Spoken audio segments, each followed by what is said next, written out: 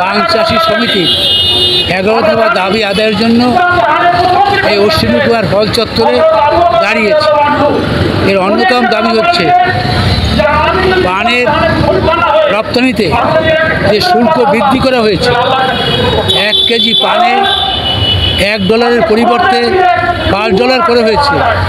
এই $5 করলে কৃষকরা পান রপ্তানি করতে পারেন, অতএব শুল্ক প্রত্যাহার করতে হবে।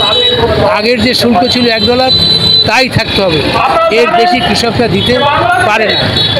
আর পান উৎপাদনে $15 দিতে হবে, ভর্তুকি দিতে হবে, কৃষি উপকরণে ভর্তুকি দিতে হবে। অন্যান্য পেশার যেমন রেশন দেয়, জেলেদের দেয়, তাঁতিদের দেয়, পান চাষিদেরও দিতে হবে। ভারত থেকে পান আমদানি বন্ধ করতে হবে।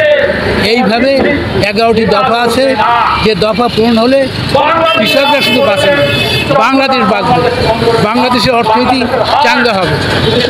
এই হচ্ছে আমাদের দাবি।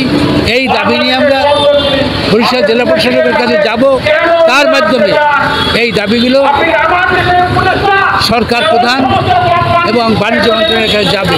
ওই পানের উপর আগে $1 ছিল কেজিতে, এখন $5 করেছে, যে কারণে বাংলাদেশের পান বিদেশে যাওয়া যাচ্ছে না। আমরা চাই ওই বিদেশি যে ওই ট্যাক্স প্রত্যাহার করতে হবে, পান উৎপাদনের যে উপকরণ দাম কমাতে হবে। আর সাথে সাথে যে বিপন্ন পান চাষি আছে, যারা ঋণের আওতায় আছে, তাদের কিস্তি আদায় বন্ধ রেখে সহজ শর্তে স্বল্প সুদে কৃষি ঋণের ব্যবস্থা করতে হবে। অর্থ হলে বেশি, অর্থ ছাড়া আমরা কোনো কর্ম না করতে না। 1 টাকার মাল বেশি 10 পয়সা, 20 পয়সা, এই যে বাদে কি করছে, ঋণে দরকার তৈরি গেছি। আমরা এখানে সমবেত হয়েছি আজকের বিক্ষোভ সমাবেশ বরিশাল জেলা পান চাষি সমিতির উদ্যোগে, এবং পান চাষিদের বিভিন্ন সমস্যা নিয়ে জেলা প্রশাসকের কাছে স্মারকলিপি প্রদান করার জন্য এখানে বরিশাল জেলার বিভিন্ন স্তরের পান চাষি নেতৃবৃন্দ এখানে সমবেত হয়েছে। আপনারা জানেন যে পান চাষ একটি বাংলাদেশের জন্য একটি আন্তর্জাতিকভাবে লাভবানজনক একটি অর্থকরী ফসল, অথচ সরকারের অবহেলার কারণে এই পান চাষিরা আজকে একটা মারাত্মক রকমের দুর্বিপাকে পড়েছে। যে পরিমাণ পান চাষে যে পরিমাণ খরচ যায়, উৎপাদন খরচ, সেই উৎপাদন খরচ তারা পান বিক্রি করে কৃষকরা উঠাতে পারছে না। তারা মারাত্মক রকম ক্ষতির সম্মুখীন হচ্ছে। এক বিড়া আঞ্চলিক ভাষায় বিড়ার হিসাবে যদি 50 টাকা খরচ হয়, সেক্ষেত্রে পান বিক্রি হয় 20 টাকায়, বাকি 30 টাকা এক বিড়া পানে খরচ হয়।